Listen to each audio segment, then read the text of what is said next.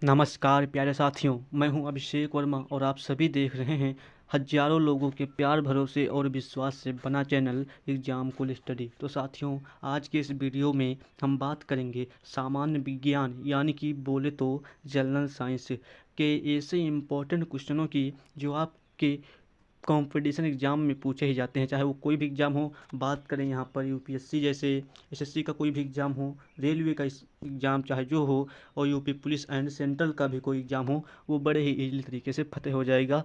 बस ये आप क्वेश्चनों का लेवल ही देखकर समझ सकते हैं कि क्वेश्चन किस लेवल के हैं। ठीक है, एसएससी के लिए बेहद इंपॉर्टेंट प्रश्न है ये, चाहे वो एसएससी सीरियल का हो, जीडी का हो, एमटीएस का हो, या फिर सीएचएसएल का हो, रेलवे ग्रुप डी एनटीपीसी किसी का भी एग्जाम हो, उसके लिए ये प्रश्न बेहद ज़्यादा इम्पोर्टेंट होने वाले हैं। तो साथियों, मैं यहाँ पर लिखा हूँ, देखिए यहाँ पर क्या क्या लिखा है कि एक एक प्रश्न तराशा हुआ है। आप क्वेश्चनों का लेवल ही समझ जाएंगे देख करके कि क्वेश्चन कितने इम्पोर्टेंट हैं। तो पहला ही क्वेश्चन देख सकते हैं आप, यहाँ पर कह रहा है कि निम्न में से किस तत्व की कमी से घेंघा रोग होता है। किस तत्व की कमी से घेंघा रोग होता है भैया, आप लोगों को पता है कि नहीं पता है बताइए।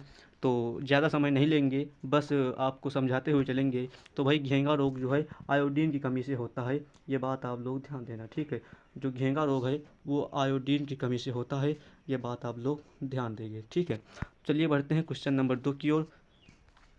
यहाँ पर क्वेश्चन नंबर 2 देखिए क्या कह रहा है कि पावर ट्रांसफार्मर की कार्य प्रणाली का सिद्धांत किस नियम पर आधारित है। क्या फैराडे नियम पर, हुक का नियम, या फिर न्यूटन का नियम, या फिर आइंस्टीन का सिद्धांत। तो भैया पावर ट्रांसफार्मर की जो कार्य प्रणाली है वो जो है वो भैया फैराडे के नियम पर आधारित है। ठीक है, किस नियम पर आधारित है भैया, तो फैराडे के नियम पर आधारित है, यानी कि ए जिसका सही आंसर हो जाएगा। चलिए बढ़ते हैं क्वेश्चन नंबर 3 की ओर। 50 वेरी इंपॉर्टेंट प्रश्नों को लेकर आए हैं भैया, अंत तक देखते हैं तो पता चल जाएगा क्वेश्चन कितने लेवल के थे और क्वेश्चन कहाँ के थे। ठीक है, तो 3 नंबर क्वेश्चन की बात करें तो राडार सिस्टम में उपयोग की जाने वाली तरंगे किस प्रकार की तरंगों का उदाहरण है। जो राडार सिस्टम में उपयोग तरंगे की जाती हैं वो किस प्रकार की तरंगों का उदाहरण है। तो भैया आप सभी जानते हैं सूक्ष्म तरंगों का उदाहरण है जो राडार सिस्टम में जो तरंगे यूज की जाती हैं। ठीक है, वो जो है सूक्ष्म तरंगों का उदाहरण है, यानी कि क्वेश्चन नंबर ए भी इसका सही आंसर हो जाएगा। तो चलिए बढ़ते हैं क्वेश्चन नंबर 4 की ओर। ठीक है, तो 4 नंबर प्रश्न देखिए क्या कह रहा है कि एक उड़ते हुए चक्के की प्रति सेकंड, क्या कह रहा है भैया, प्रति सेकंड घूर्णन किससे मापी जाती है। बैरोमीटर, एनीमोमीटर, हाइग्रोमीटर, या फिर स्ट्रोबोस्कोप। तो भैया 4 नंबर का जो सही आंसर होगा, क्या आपको पता है, नहीं पता है तो मैं बता देता हूँ।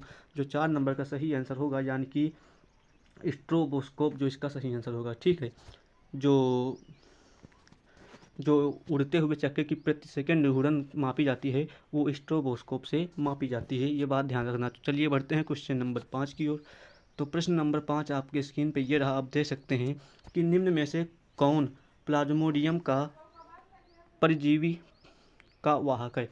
कौन प्लाज्मोडियम परजीवी का वाहक है। या मच्छर है, मक्खी है, चूहा है, ये सभी। तो बताइएगा एक बार कि मच्छर, मक्खी, चूहा या ये सभी, इसका कौन सा आंसर जो है वो बेहद सही होगा। तो आप सभी जानते हैं जो 5 नंबर प्रश्न का सही आंसर होगा वो मच्छर। मच्छर की बात करें तो मच्छर भैया प्लाज्मोडियम परजीवी का वाहक है, ये बात ध्यान रखना, यानी कि ए जिसका सही आंसर हो जाएगा। चलिए बढ़ते हैं क्वेश्चन नंबर 6 की ओर। तो 6 नंबर प्रश्न क्या कह रहे हैं, लोहे पर जंग लगना, लोहे पर जंग लगना किस प्रकार की अभिक्रिया है। किस प्रकार की अभिक्रिया का उदाहरण है लोहे पर जंग लगना। ठीक है, क्या भौतिक अभिक्रिया, रासायनिक अभिक्रिया, प्रतिवर्ती अभिक्रिया, या फिर इनमें से कोई नहीं। एक बार जोरदार बताएंगे कमेंट में कि जो 6 नंबर का सही आंसर होगा भैया वो बी होगा, क्योंकि लोहे पर जंग लगना, ठीक है, जो लोहे पर जंग लगना वो रासायनिक अपक्रिया का उदाहरण है। ठीक है, ये बात ध्यान रखना, यानी कि इसका जो हमारा सही आंसर होगा वो बी इसका सही आंसर हो जाएगा। चलिए बढ़ते हैं क्वेश्चन नंबर 7 की ओर। 7 नंबर आपके स्क्रीन पर यह रहा क्वेश्चन, देखिएगा एक बार कि पृथ्वी के घूर्णन की गति कितनी है। जो पृथ्वी है उसकी घूर्णन गति कितनी है, क्या 28 किलोमीटर प्रति मिनट है, 30 किलोमीटर प्रति मिनट, या 36 किलोमीटर प्रति मिनट, या फिर 50 किलोमीटर प्रति मिनट। जो पृथ्वी की घूर्णन गति है वो कितनी है भैया, तो वो है 28 किलोमीटर प्रति मिनट, यानी कि जो हमारा इसका सही आंसर होगा वो होगा 28 किलोमीटर प्रति मिनट। ए के साथ हमारा आंसर जाएगा, ये बात आप लोग ध्यान देना। तो चलिए बढ़ते हैं क्वेश्चन नंबर 8 की ओर। क्वेश्चन नंबर 8 क्या कह रहा है आपकी स्क्रीन पर एक बार पढ़िएगा और बताइएगा कमेंट बॉक्स में इसका आंसर। निम्न में से किस वैज्ञानिक ने विकासवाद के सिद्धांत का प्रतिपादन किया? क्या डार्विन, मैक्सवेल, न्यूटन या फिर जॉनसन? किस वैज्ञानिक ने जो विकासवाद का प्रतिपादन किया, एक बार जोरदार तरीके से बताएंगे। नहीं पता है तो अभी मैं आपको बता दूंगा। तो जो 8 नंबर का सही आंसर होगा वो होगा डार्विन। जो डार्विन साहब थे भैया, ठीक है, जो डार्विन साहब थे उन्होंने विकासवाद के सिद्धांत का प्रतिपादन किया। ये एक ऐसे वैज्ञानिक थे, ठीक है, ये एक ऐसे वैज्ञानिक थे जिन्होंने विकासवाद के नाम पर उस सिद्धांत का प्रतिपादन किया था। चलिए बढ़ते हैं क्वेश्चन नंबर 9 की ओर। अगला क्वेश्चन जो क्वेश्चन नंबर 9 है, ये क्या कह रहा है? बेहद इंपॉर्टेंट और बेहद ज़्यादा बेहतरीन प्रश्न है, ठीक है। चींटी के डंक, जो चींटी के डंक है उसमें कौन सा एसिड पाया जाता है, कौन सा अम्ल पाया जाता है चींटी के डंक में? तो भैया चींटी के डंक में जो एसिड पाया जाता है वो मेथेनॉइक एसिड पाया जाता है। ये बात हम लोग ध्यान देना, ठीक है। चींटी के डंक में वो कौन सा एसिड पाया जाता है? तो मेथेनॉइक एसिड पाया जाता है। चलिए बढ़ते हैं क्वेश्चन नंबर 10 की ओर। 10 नंबर क्वेश्चन देखिए क्या कह रहा है आपकी स्क्रीन पे, ये रहा। जंग लगने पर लोहे के भार में क्या परिवर्तन होता है? जो जंग लगने पर लोहे के भार में क्या परिवर्तन होता है? क्या उसका भार जो है, उसका वेट जो है वो कम हो जाता है, बढ़ जाता है, समान रहता है, या फिर इनमें से कोई नहीं? एक बार प्रैक्टिकल करके अपने घर में देखिएगा। जो कोई लोहे पर जंग लगी वस्तु है और जो सिंपल वस्तु है उसको थोड़े दिन नमी नमी में रख दीजिएगा तो उस पर जंग लग जाएगी, तो उसका वेट देखिएगा क्या कम होगा या ज़्यादा होगा। यदि आप लोगों ने इसको देखा होगा, समझा होगा, तो आपको पता होगा। तो भैया जो लोहे पर जंग लगती है तो उसका भाई जो वेट है वो बढ़ जाता है, यानी कि क्वेश्चन नंबर बी हमारा इसका सही आंसर होगा, ठीक है। चलिए बढ़ते हैं क्वेश्चन नंबर 10 की ओर। 11 नंबर हमारे 10 क्वेश्चन कंप्लीट हो गए हैं। इसी तरह 50 क्वेश्चन ऐसे हैं जिनको हम कंप्लीट कराएंगे। तो भैया आपसे रिक्वेस्ट है कि वीडियो को अंत तक देना, और अंत में अगर वीडियो आपको अच्छी लगे तो लाइक कर देना, नहीं तो कोई ज़बरदस्ती नहीं, आप अपने पे हैं तो मैं क्या ही कर सकते हैं। तो 11 नंबर प्रश्न की बात करें तो किस यंत्र द्वारा सौर ऊर्जा को विद्युत ऊर्जा में रूपांतरित किया जाता है? किस यंत्र द्वारा जो सौर ऊर्जा को है वो विद्युत ऊर्जा में कन्वर्ट किया जाता है? क्या फोटोवोल्टिक सेल है, डेनियल सेल है, या ट्राई सेल है, या फिर गैल्वेनिक सेल है? तो एक बार बताइएगा कि इसका करेक्ट आंसर क्या होगा। जो 11 नंबर का सही आंसर होगा वो होगा डेनियल सेल। डेनियल सेल आप लोगों ने नहीं देखा है तो मैं आपको ये स्क्रीन पे आप देख सकते हैं। जो डेनियल सेल है ये आपका डेनियल सेल है, ठीक है। डेनियल सेल के द्वारा ही सौर ऊर्जा को विद्युत ऊर्जा में कन्वर्ट किया जाता है, ठीक है। तो चलिए बढ़ते हैं क्वेश्चन नंबर 12 की ओर। 11 नंबर कंप्लीट हो गए हैं, ठीक है। तो 12 नंबर क्वेश्चन की बात करें तो पृथ्वी के केंद्र पर गुरुत्वाकर्षण के कारण त्वरण का मान क्या होता है? पृथ्वी के केंद्र पर गुरुत्वाकर्षण के कारण त्वरण का मान क्या होता है? एक बार बताइएगा जोरदार तरीके से। तो भैया इसका जो सही आंसर होगा वो होगा 0, क्योंकि जो पृथ्वी के केंद्र पर गुरुत्वाकर्षण के कारण त्वरण का मान होता है वो 0 होता है, ठीक है। इस यानी कि इसका जो हमारा सही आंसर होगा वो ए इसका सही आंसर हो जाएगा। तो चलिए बढ़ते हैं क्वेश्चन नंबर अगले की ओर, यानी कि बोले तो क्वेश्चन नंबर 13 की ओर। 13 नंबर प्रश्न आपकी स्क्रीन पे ये रहा कि कम तापमान को, देखिए, कम तापमान को मापने वाले यंत्र को क्या कहा जाता है? कम तापमान को मापने वाले यंत्र को क्या कहा जाता है? क्या हाइग्रोमीटर कहा जाता है, क्रायोमीटर, पायरोमीटर, या फिर टेकोमीटर? तो एक बार बताइएगा जोरदार तरीके से। जो 13 नंबर का सही आंसर होगा वो होगा बी, यानी कि कम तापमान को मापने वाले यंत्र को क्रायोमीटर कहा जाता है, ठीक है। चलिए बढ़ते हैं क्वेश्चन नंबर अगले की ओर।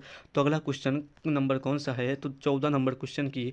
और क्या कह रहा है कि मनुष्य की सुनने की क्षमता, एक बार जोरदार तरीके से बताइएगा कि मनुष्य की श्रवण शक्ति कितनी होती है? 20 हर्ट्ज से 2000 हर्ट्ज तक, या 20 हर्ट्ज से 20,000 हर्ट्ज तक, या फिर 20,000 हर्ट्ज से अधिक होती है, या 200 हर्ट्ज से 20,000 हर्ट्ज तक होती है?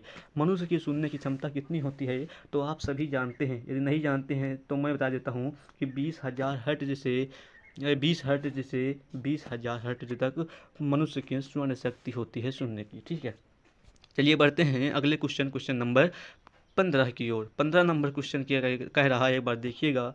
यदि निर्वात का मतलब आप समझते हैं जहाँ पर वायु की उपस्थिति ना हो वही निर्वात होता है। तो निर्वात लोहा, कागज और पत्थर के टुकड़े को एक साथ गिराया जाता है, ठीक है। निर्वात में क्या गिराया जाता है? लोहा, कागज और पत्थर के टुकड़े को एक साथ गिराया जाता है। तो पृथ्वी पर पृथ्वी की सतह पर कौन सबसे पहले गिरेगा। एक बात देखिएगा क्यों यहाँ पर निर्वात कहा है, निर्वात कहा है भैया, ठीक है, क्या कहा है, निर्वात कहा है। तो निर्वात में भाई चाहे तीनों को, जिसका वेट कम हो, ज़्यादा है या फिर मीडियम है, तो भैया हम एक ही कहेंगे कि तीनों एक साथ गिरेंगे, ठीक है, तीनों एक साथ गिरेंगे, ये बात आप ध्यान देना, ठीक है।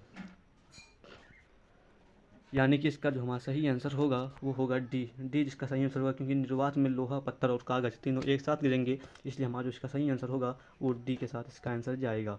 तो चलिए बढ़ते हैं क्वेश्चन नंबर 16 की ओर। 16 नंबर प्रश्न क्या कह रहा है, आपके स्क्रीन पर देख सकते हैं। निम्न में से कौन सा कांच का सबसे महत्वपूर्ण घटक है, क्वार्ज, माइका, सिलिका या फिर इनमें से कोई नहीं। 16 नंबर का तो सही आंसर होगा वो होगा सी, सिलिका जो है ये कांच का सबसे महत्वपूर्ण घटक है, यानी कि इसका जो सही आंसर होगा वो होगा सी, सी जिसका सही आंसर हो जाएगा। चलिए बढ़ते हैं क्वेश्चन नंबर 17 की ओर। देख सकते हैं, पदार्थ का परमाणु सिद्धांत, पदार्थ का परमाणु सिद्धांत किस वैज्ञानिक ने दिया, एक बार बताइएगा जोरदार तरीके से। 17 नंबर का जो सही आंसर होगा वो होगा जॉन डाल्टन, जॉन डाल्टन ने परमाणु सिद्धांत वैज्ञानिक ने दिया था परमाणु सिद्धांत, ठीक है। बढ़ते हैं क्वेश्चन नंबर 18 की ओर। 18 नंबर प्रश्न क्या कह रहा है, आपके स्क्रीन पे ये रहा। वॉशिंग मशीन किस सिद्धांत पर कार्य करता है, जो वॉशिंग मशीन होता है वो किस सिद्धांत पर कार्य करता है। जो 18 नंबर का सही आंसर होगा वो होगा ए, अपकेंद्रीय सिद्धांत पर जो है वॉशिंग मशीन कार्य करता है, यानी कि इसका हमारा जो सही आंसर होगा वो ए हो जाएगा।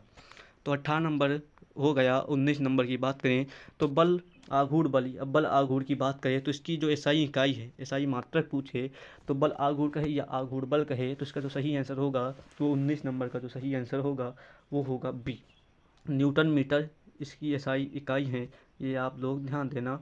और ये प्रश्न बेहद इंपॉर्टेंट है। वीडियो अच्छी लगी हो तो एक बार शेयर कर दें अपने उन दोस्तों को जो आपके साथ ही आपके लिए, जो आप कंपटीशन एग्जाम की तैयारी करते हैं और वो भी करते हैं, तो भैया इसको शेयर कर देना क्योंकि प्रश्न बेहद इंपॉर्टेंट है।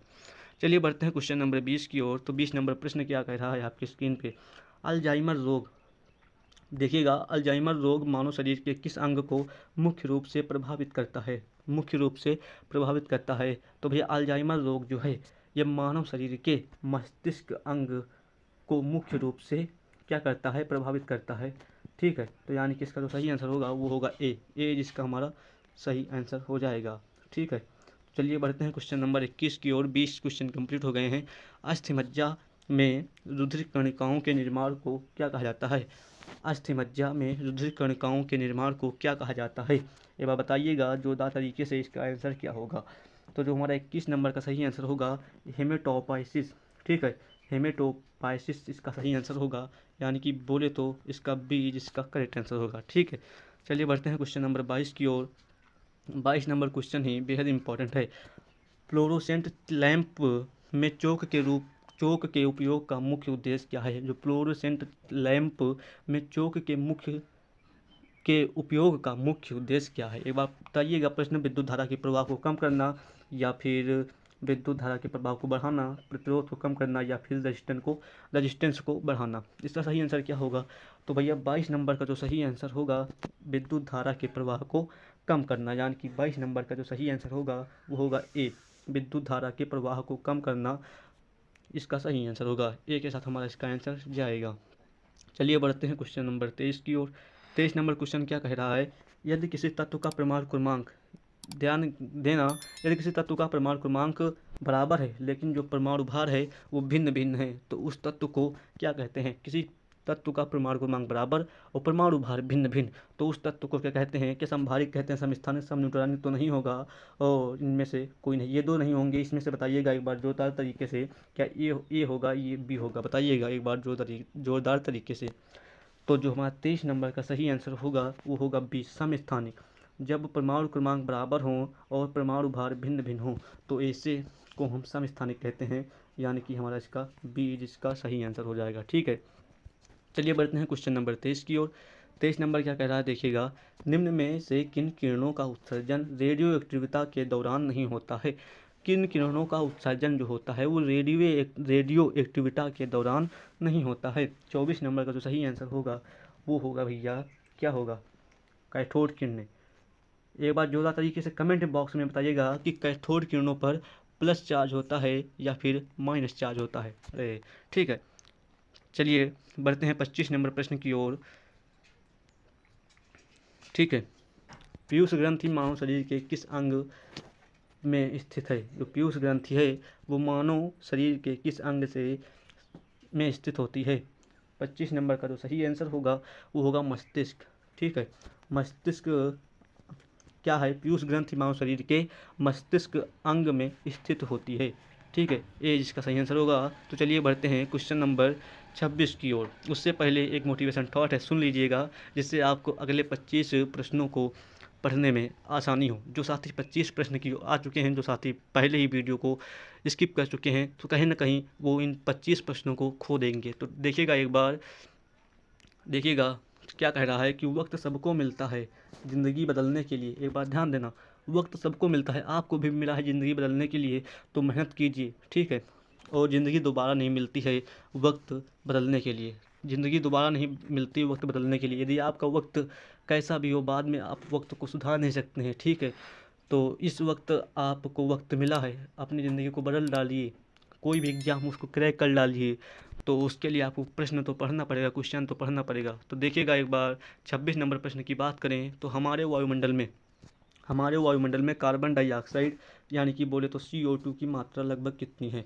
तो हमारे वायुमंडल में जो कार्बन डाइऑक्साइड यानी कि CO2 की मात्रा जो है कितनी है? एक बार बताइएगा। 26 नंबर का जो सही आंसर होगा वो होगा, क्या होगा भैया? बी, 0.003% CO2 की मात्रा है हमारे वायुमंडल में। तो हमारा इसका जो सही आंसर होगा वो बी होगा। तो चलिए बढ़ते हैं क्वेश्चन नंबर 27 की ओर। 27 नंबर क्या कह रहा है देखिएगा। हाँ ये रहा। अरे ये क्या हो जाता है बार बार। ठीक है, 26 नंबर कंप्लीट हो गया। 27 नंबर की बात करें, देखिएगा एक बार। निम्न में से कौन सी गैस चूने के पानी को दूधिया कर देती है? कौन सी गैस है जो चूने के पानी को दूधिया कर देती है? हाइड्रोजन, मोनोऑक्साइड, कार्बन डाइऑक्साइड या फिर ऑक्सीजन? जो इसका सही आंसर होगा वो क्या होगा बताइएगा एक बार। भैया जो चूने के पानी को दूधिया कर देती है वो कार्बन डाइऑक्साइड है। ठीक है, कार्बन डाइऑक्साइड गैस एक ऐसी होती है जो चूने के पानी को दूधिया कर देती है, यानी कि इसका हमारा सी आंसर एकदम क्लियर होगा। 28 नंबर प्रश्न की बात करें तो क्या कह रहा देखिएगा। ऑक्सीजन की खोज किसने की? बेहद इंपॉर्टेंट प्रश्न है। ऑक्सीजन की खोज किसने की? प्रिस्टले, कार्लसिले, विलियम हार्वे या ए बी दोनों? ये बात जोरदार तरीके से बताइएगा, जो ऑक्सीजन की खोज किसने की? तो भैया ऑक्सीजन की खोज किसने की? तो बताइएगा एक बार। प्रिस्टले और कार्लसिले, ये दोनों वैज्ञानिक एक ऐसे वैज्ञानिक हैं जिसने ऑक्सीजन की खोज की मिल करके। ठीक है, यानी कि इसका डी आंसर बिल्कुल क्लियर हो जाएगा। नोट कर लीजिए या फिर स्क्रीनशॉट ले लीजिए, बेहद इंपॉर्टेंट प्रश्न होने वाला है।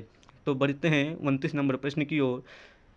कितनी ऊंचाई पर ऑक्सीजन की मात्रा नगण्य होती है? नगण्य का मतलब शून्य, शून्य के बराबर।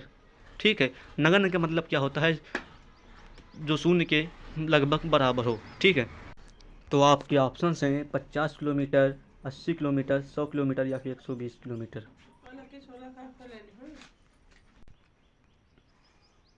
जो 29 नंबर का सही आंसर होगा तो वो होगा भैया 120 किलोमीटर, यानी कि डी जिसका सही आंसर होगा कि ऑक्सीजन की मात्रा जो है नगण्य कितनी ऊंचाई पर होती है? तो 120 किलोमीटर ऊंचाई पर जो ऑक्सीजन की मात्रा होती है वो होती है नगण्य। ठीक है, तो चलिए बढ़ते हैं 30 नंबर प्रश्न की ओर। 30 नंबर प्रश्न क्या कह रहा है? हमारी पृथ्वी का वायुमंडल कितने भागों में बांटा हुआ है? जो हमारी पृथ्वी का वायुमंडल है वो कितने भागों में बांटा हुआ है? तो 30 नंबर का जो सही आंसर होगा वो 3, 4, 5 या फिर 6? बताइएगा एक बार। हमारा जो वायुमंडल है वो कितने भागों में बांटा गया है? 5 भागों में बांटा गया है। कौन कौन से भाग हैं कमेंट में बताइए एक बार जोरदार तरीके से। जो हमारा वायुमंडल है वो 5 भागों में बांटा गया है, और कौन कौन से भाग हैं 5 वो कमेंट में लिखकर बताइएगा, जिससे हम आपको आंक सकें कि आप भाई तैयारी आपकी बेहद ज़्यादा चरम पर है। ठीक है, क्योंकि तैयारी करते हैं तो इतना तो पता ही होगा वायुमंडल कितने हैं और उनके प्रकार आपको पता होना चाहिए। ठीक है, निम्न में से कौन वायुमंडल की सबसे गर्म परत है? कौन सबसे गर्म परत है? थर्मोस्फियर, मेसोस्फियर, आयनोस्फियर या फिर स्ट्रेटोस्फियर? बताइएगा एक बार। 31 नंबर प्रश्न का जो सही आंसर होगा वो होगा थर्मोस्फियर। ठीक है, थर्मोस्फियर जो है वायुमंडल की सबसे गर्म परत है। यानी कि ए इसका सही आंसर हो जाएगा। 32 नंबर प्रश्न की बात करें तो वायुमंडल में उपस्थित सबसे हल्की गैस कौन सी है? वायुमंडल में उपस्थित सबसे हल्की गैस कौन सी है? हाइड्रोजन, ऑक्सीजन, नाइट्रोजन या फिर नियान? जो 32 नंबर प्रश्न का सही आंसर होगा वो होगा ऑक्सीजन। ऑक्सीजन जो है वायुमंडल की सबसे हल्की क्या है? गैस है। ठीक है, सबसे हल्की गैस जो है वो ऑक्सीजन है। ठीक है, बढ़ते हैं क्वेश्चन नंबर 33 की ओर। 33 नंबर प्रश्न क्या कह रहा है, एक बार देखिएगा। कौन दुनिया की सबसे जहरीली गैस है? निम्नलिखित में से कौन दुनिया की सबसे जहरीली गैस है? मिथाइल आइसोसाइनाइड, ठीक है, जाई लाल ब्रोमाइड, कार्बन मोनोऑक्साइड या फिर सल्फर डाइऑक्साइड? बताइएगा। 33 नंबर प्रश्न का जो सही आंसर होगा वो बी होगा। जाई लाल ब्रोमाइड जो है सबसे जहरीली गैस है दुनिया की। ठीक है, सबसे जहरीली गैस कौन सी है? तो आप सभी जानते हैं जाई लाल ब्रोमाइड, यानी कि बी जिसका सही आंसर हो जाएगा। चलिए बढ़ते हैं 34 नंबर प्रश्न की ओर। 34 नंबर प्रश्न क्या कह रहा है, देखिएगा। पृथ्वी की पपड़ी सबसे प्रचुर मात्रा में मौजूद दुर्लभ गैस कौन सी है? आर्गन, नियान, जिनान या फिर रेडॉन? तो जो 34 नंबर प्रश्न का सही आंसर होगा वो होगा भैया आर्गन। ठीक है, आर्गन जो है ये पृथ्वी की पपड़ी पर सबसे प्रचुर मात्रा में मौजूद दुर्बल गैस है, यानी कि ए जिसका सही आंसर हो जाएगा। बढ़ते हैं क्वेश्चन नंबर 34 हो गया, 35 की ओर बढ़ते हैं। क्या कह रहा है, देखिएगा। पृथ्वी की सतह पर सर्वाधिक मात्रा में कौन सा तत्व पाया जाता है? पृथ्वी की सतह पर सर्वाधिक मात्रा में कौन सा तत्व पाया जाता है? हाइड्रोजन, ऑक्सीजन, नियान या फिर आर्गन? जो 35 नंबर प्रश्न का सही आंसर होगा वो क्या होगा? वो होगा बी, ऑक्सीजन। यार, पृथ्वी की सतह पर सर्वाधिक मात्रा में कौन सा तत्व पाया जाता है? ऑक्सीजन, जिससे हम सांस लेते हैं। ठीक है, ठीक है, जो बेहद मनुष्यों के लिए इम्पोर्टेंट है, वो ना हो तो शायद जीवन पृथ्वी पर असंभव है।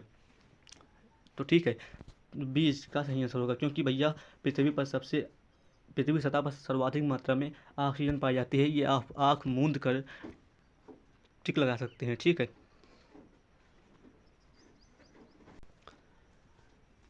36 नंबर प्रश्न की बात करें तो हमारी पृथ्वी में सबसे अधिक मात्रा में कौन सी धातु मौजूद है? लोहा, एल्युमिनियम, तांबा या फिर जिंक? जो 36 नंबर का सही आंसर होगा वो क्या होगा? वो होगा भैया बी, एल्युमिनियम। एक बात ध्यान देना, एल्युमिनियम जो है, एल्युमिनियम ये भैया क्या है? सबसे अधिक मात्रा में धातु मौजूद है कहाँ पर? पृथ्वी पर, एल्युमिनियम धातु। ठीक है, ध्यान रखना। 37 नंबर प्रश्न की बात करें तो देखिएगा एक बार। निम्न में से कौन एक जैविक अम्ल है? कार्बनिक अम्ल, नाइट्रिक अम्ल या फिर सल्फ्यूरिक अम्ल या फिर ऑक्सैलिक अम्ल? ठीक है, ऑर्गेनिक अम्ल। बताइएगा। 37 नंबर जो प्रश्न का सही आंसर होगा वो क्या होगा? ठीक है, 37 नंबर जो प्रश्न का सही आंसर होगा वो डी होगा, क्योंकि ऑर्गेनिक अम्ल एक ऐसा एसिड है जो जैविक एसिड है। ठीक है, जैविक एसिड कौन सा है? तो ऑक्सैलिक अम्ल एक जैविक एसिड है। ठीक है, 38 नंबर प्रश्न की बात करें तो देखिएगा एक बार। हमारे मुंह में पार्श्व भाग में स्थित टॉन्सिल मुख्य कार्य क्या है? टॉन्सिल का मुख्य कार्य क्या है? लार का निर्माण करना, रोगाणुओं का विनाश करना, हार्मोन्स का स्त्राव या फिर खमीर का स्त्राव? तो 38 नंबर जो प्रश्न का सही आंसर होगा वो होगा रोगाणुओं का विनाश करना, जो है हमारे मुंह में पार्श्व भाग में स्थित टॉन्सिल का मुख्य कार्य होता है। ठीक है, चलिए बढ़ते हैं 39 नंबर प्रश्न की ओर। एक बात ध्यान देना। ठीक है, दो या दो से अधिक धातुओं के मिश्रण को क्या कहा जाता है? दो या दो से अधिक धातुओं के मिश्रण को क्या कहा जाता है? अम्लगम कहा जाता है, क्षारीय धातु, उत्कृष्ट धातु या फिर मिश्र धातु? जब दो या दो से अधिक धातु का मिश्रण हो तो उसे क्या कहा जाता है? आप लोग यहाँ पर देख कर ही बता सकते हैं इसका सही आंसर। जो 39 नंबर प्रश्न का सही आंसर होगा, यानी 39 प्रश्न का जो सही आंसर होगा वो मिश्र धातु। जब दो या दो से अधिक धातु मिलकर कोई एक नया धातु बनाती हैं तो भैया वो क्या होता है? बताइएगा एक बार। वो होगा मिश्र धातु। ठीक है, यानी कि इसका डी आंसर बिल्कुल क्लियर होगा। बढ़ते हैं 40 नंबर प्रश्न की ओर। तो 40 नंबर प्रश्न क्या कह रहा है, देखिएगा। निम्न में से कौन सा पदार्थ क्लोरीन के साथ अपक्रिया करके ब्लीचिंग पाउडर का उत्पादन करता है? कौन सा ऐसा पदार्थ है जो क्लोरीन के साथ अपक्रिया करके ब्लीचिंग पाउडर का उत्पादन करता है? बुझा चूना, बिना बुझा हुआ चूना, चूना पत्थर या फिर जिप्सम? बताइएगा। 40 नंबर प्रश्न का जो सही आंसर होगा वो होगा बिना बुझा हुआ चूना, जो है ये बीज का सही आंसर होगा, क्योंकि जो बिना बुझा हुआ चूना है क्लोरीन के साथ अपक्रिया करके ब्लीचिंग पाउडर का निर्माण करता है, बिना बुझा हुआ चूना। चलिए बढ़ते हैं 41 नंबर प्रश्न की ओर। 40 प्रश्न कंप्लीट हो चुके हैं। अब 10 प्रश्न और बचे हैं, उनको भी कंप्लीट कर लीजिए तो जाइएगा, ठीक है। निम्न में से किसकी आयु का पता लगाने के लिए रेडियो कार्बन डेटिंग का उपयोग किया जाता है? भवनों की, जीवाश्म की, पत्थर की या फिर शिशुओं की? 41 नंबर प्रश्न का जो सही आंसर होगा वो होगा जीवाश्म की। जीवाश्म की आयु का पता लगाने के लिए रेडियो कार्बन डेटिंग का उपयोग जो है किया जाता है। क्लियर है प्रश्न पूरा एकदम? बढ़ते हैं क्वेश्चन नंबर 41 की ओर। 41 तो हो गया, 42 की ओर बढ़ दें। यदि लाल रंग और हरे रंग को आपस में मिला दिया जाए तो कौन सा रंग बनेगा? यदि लाल रंग को और किस रंग को? हरे रंग को, ठीक है। और हरे रंग को मिला दिया जाए यानी कि ग्रीन, तो कौन सा रंग बनेगा बताइएगा, ठीक है। कौन सा रंग बनेगा? रेड और ग्रीन को यदि मिला दिया जाए तो कौन सा रंग बनेगा? एक बार प्रैक्टिकल करके देखना तो बताना, ठीक है। जिसका सही आंसर होगा पीला, लाल, सफ़ेद या फिर मैजेंटा, बताइएगा एक बार। तो भैया जो हमारा जो रंग बनेगा वो कौन सा रंग बनेगा? 42 नंबर प्रश्न का जो सही आंसर होगा पीला, ठीक है। हरे रंग को और लाल रंग को यदि आपस में मिला दिया जाए तो पीला रंग का निर्माण होता है। 42 नंबर प्रश्न क्लियर हो गया। 43 नंबर प्रश्न की बात करें, ठीक है। पशुओं में किसकी कारण खुरपका और मुंह पका रोग होता है? पशुओं में किसके कारण खुरपका और मुंह पका रोग होता है? जीवाणु, प्रोटोजोआ, विषाणु या फिर कीट? 43 नंबर प्रश्न का जो सही आंसर होगा वो होगा विषाणु। कीटाणु नहीं होगा भैया, विषाणु होगा, ठीक है। कीटाणु ज़्यादा समय तक विषाणु बन जाते हैं, ठीक है। तो पशुओं को किसके कारण खुरपका और मुंह पका रोग होता है? तो विषाणु के कारण होता है, ठीक है। 44 नंबर प्रश्न की बात करें, 44 प्रश्न क्या कह रहा है देखिएगा। ट्यूबलाइट में मुख्यतः कौन सी गैस भरी होती है? जो ट्यूबलाइट टायर आपने देखा होगा बड़ी बड़ी गाड़ियों में लगे होते हैं, तो उसमें से कौन गैस भरी होती है? आर्गन और मीथेन, पारे का वाष्प और आर्गन, हीलियम और पारे का वाष्प, हीलियम और आर्गन। एक बार बताइएगा 44 नंबर प्रश्न का जो सही आंसर होगा वो क्या होगा? भैया वो जो प्रश्न होगा उसका सही आंसर होगा वो होगा बी, पारे का वाष्प और आर्गन गैस जो है ट्यूबलाइट में भरी होती है, ठीक है। 45 नंबर प्रश्न की बात करें, बस 5 प्रश्न बचे हैं और ये प्रश्न भी इम्पोर्टेंट है। ठोस की शुद्धता का निर्धारण किसके द्वारा किया जाता है? जो ठोस की शुद्धता का निर्धारण है वो किसके द्वारा किया जाता है? क्वाथनांक बिंदु के द्वारा, हिमांक बिंदु के द्वारा, गलनांक बिंदु के द्वारा या फिर इनमें से कोई नहीं? बताइएगा एक बार जोरदार तरीके से। 45 नंबर प्रश्न का जो सही आंसर होगा वो क्या होगा? वो होगा सी, गलनांक बिंदु के द्वारा जो है ठोस की शुद्धता का निर्धारण किया जाता है, यानी कि सी जिसका सही आंसर हो जाएगा। चलिए 46 नंबर प्रश्न की बात करें, देखिए क्या कह रहा है कि भौतिक संतुलन किस सिद्धांत पर कार्य करता है? भौतिक संतुलन किस सिद्धांत पर कार्य करता है? तो जो 46 नंबर प्रश्न का सही आंसर होगा वो समांतर बल के नियम पर संतुलन जो है, संतुलन, भौतिक संतुलन जो है का सिद्धांत जो है समांतर बल के नियम का जो है पर कार्य करता है। ये बात आप लोग ध्यान देना। बढ़ते हैं क्वेश्चन नंबर 47 की ओर। 47 नंबर प्रश्न क्या कह रहा है देखिएगा एक बार। निम्न में से किस धातु को चाकू से आसानी से काटा जा सकता है? किस धातु को चाकू से काटा जा सकता है आसानी से? Sodium, aluminium, potassium, platinum? बताइएगा 47 नंबर प्रश्न का जो सही आंसर होगा वो होगा सोडियम। सोडियम एक ऐसी धातु है जिसको हम चाकू से बड़े ही आराम से काट सकते हैं, ठीक है, यानी कि ए जिसका सही आंसर हो जाएगा। 48 नंबर प्रश्न की बात करें तो देखिएगा क्या कह रहा है देखिएगा। न्यूलैंड के अनुसार उस समय प्रकृति में कुल कितने तत्व मौजूद थे? न्यूलैंड के अनुसार उस समय प्रकृति में कितने कुल तत्व मौजूद थे? 64, 65, 56 या फिर 46? 48 नंबर प्रश्न का जो सही आंसर होगा वो होगा सी, 56 तत्व जो है उस वक्त मौजूद थे। किसके अनुसार? न्यूलैंड के अनुसार। न्यूलैंड ने कहा कि 56 तत्व प्रकृति में रहेंगे, ना ही इससे आगे बढ़ेंगे और ना ही इससे कम होंगे। उन्होंने भविष्यवाणी मानव की कर दी थी, लेकिन उनको क्या पता था कि हमारी जो तकनीकी है वो इतनी आगे बढ़ जाएगी कि उसने 118 तत्व की खोज कर दी, 56 से 118 तत्वों की डायरेक्ट खोज कर दी, यानी कि सी इसका सही आंसर होगा। न्यूलैंड ने साफ बताया था कि प्रकृति में ना इससे ज़्यादा तत्व होंगे ना इससे कम तत्व होंगे, जितने हैं इतने ही रहेंगे, लेकिन उनका ये जो सिद्धांत था वो भाई गलत हो गया, ठीक है। बहुत से लोग आए बीच में, संशोधन भी हुआ, लेकिन क्या क्या ही बोलें, ठीक है। तो देखिएगा निम्न में से किसमें स्थितिज ऊर्जा होगी? बांध के पानी में, उड़ता हुआ वायुयान, गिरता हुआ नारियल या उपयुक्त तो सभी? स्थितिज ऊर्जा यानी कि किस में होगी, बताइएगा एक बार तरीके से। 49 नंबर जो प्रश्न का सही आंसर होगा वो होगा बांध के पानी में। बांध का जो पानी होता है उसमें स्थितिज ऊर्जा होगी। ठीक है, यानी कि ए इसका भी सही आंसर हो जाएगा।